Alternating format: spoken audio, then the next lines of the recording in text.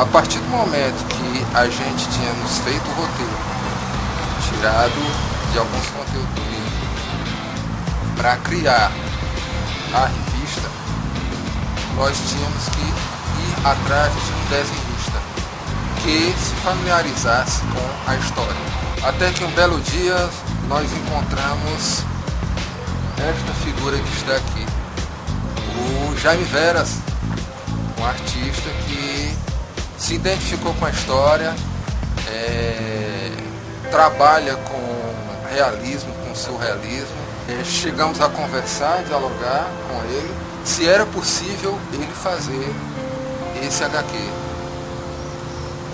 Ele ficou de nos dar uma resposta, de pensar, entregamos o roteiro. Aí eu acho que é melhor deixar um pouco ele falar sobre essa saga. A primeira página que pegou, nós levamos um mês para poder se identificar com o desenho e a história do autor passou. E logo em seguida, depois do primeiro mês, nós começamos a se identificar com os personagens, Babalon, enfim, todos os personagens da história, que começaram a se valorizar depois de muita discussão, depois de saber a origem deles, depois de ver qual a aparência, né? Qual a aparência que eles iam ter. E, enfim, tudo começou daí, como a gente podia fazer com que esses personagens tivessem uma personalidade própria, bem pessoal, dentro do que já estava escrito. Eu até vou pegar a deixa do Jaime, porque foi de anos diferenciados, né? Você pegava em 2016, de repente você tinha que estar em 2007, de repente 1980, aí você dava um pulo gigantesco para 1128, a época dos Templários, e de repente você ia para o ano futurístico de 2014. Quer dizer, criou-se essa dificuldade assim de ter os personagens. E o ambiente que era próximo a Jerusalém, todo estudo dentro de um templo de Salomão. Então era necessário ler alguma coisa de Salomão, ver o que outros desenhistas já tinham feito, ou outras histórias, até mesmo de arquitetura, para saber o que foi construído na época e fazer isso já depois de 2000 e pouco, quando foi descoberto. Eu acredito que não foi brincadeira toda a história. E outra coisa, a gente teve até que fazer uma pesquisa de certas ordens secretas, né? A Confraria da Serpente, né? Que basicamente começou no período Salomão. É necessário ter todas essas informações para valorizar o texto. Era preciso que todos os detalhes tivessem expressos no desenho, para isso tinha que ler muito para poder fazer a história toda. Inclusive há momentos que há um quartel em 1980 e havia a roupa das pessoas, dos generais, comandantes dessa época, tinha um estilo, era preciso estudar como foi, ir até essa data e ver como é que era feito os uniformes, toda essa coisa. Houve um diálogo, mas também houve muita interferência. Como é que seria isso, né? Como é que seria essa pesquisa dessas pessoas nos Estados Unidos, na Virgínia? Praticamente um diálogo se dá numa sala. E havia os ângulos, para passar tudo isso para o desenho, para a história do quadrinho, era necessário também que ângulos diferentes no desenho, para mostrar não só os personagens que estavam na sala, mas também o armamento. Tudo isso foi feito em slide. E outra coisa, a gente tinha que manter a linha do desenho, até que a gente encontrasse um tipo de desenho com qualidade, e permanecer essa qualidade até o final, todos os temas.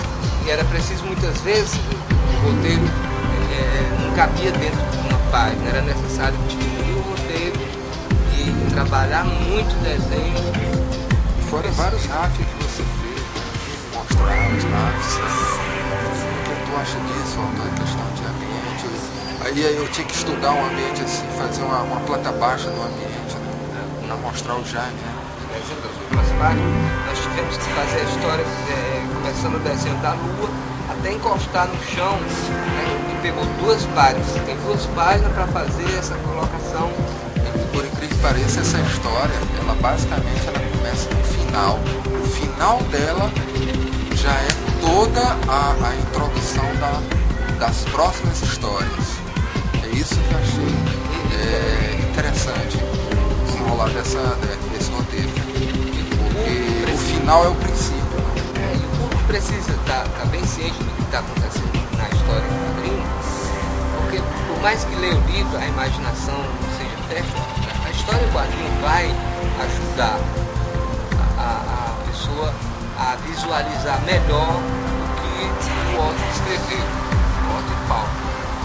Então é uma responsabilidade muito grande que eu tive durante esses 7 meses, concluir todo esse trabalho. Você, a partir do momento que passa isso do livro, você faz uma espécie de trabalho de doação, certo?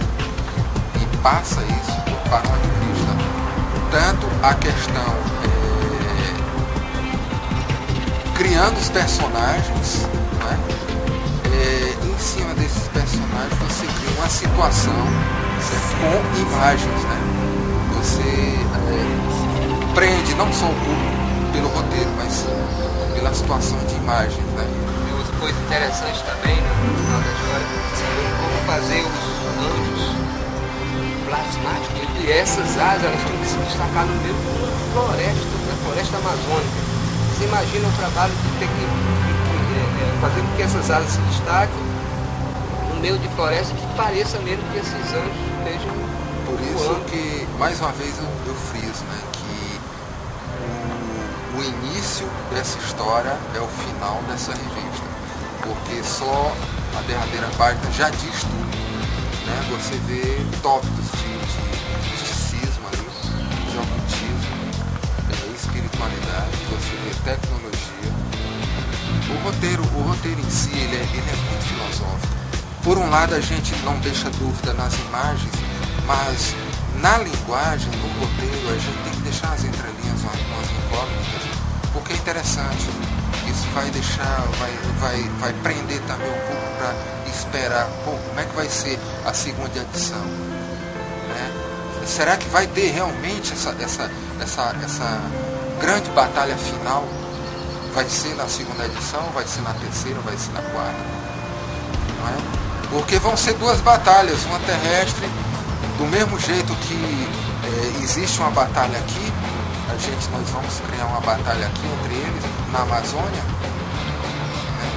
Vai ter uma batalha no subplano do astral, que é um universo paralelo. Isso aí vai ser outra história, já é pro segundo, talvez pro terceiro capítulo, quem sabe. Acho que a gente conseguiu concluir essa. Exato. Bom, gente, eu acho o seguinte, que a partir do momento quando você cria, já está feito, já nasceu, a única coisa que eu tenho a dizer é que eu espero que o público se identifique e goste disso aqui.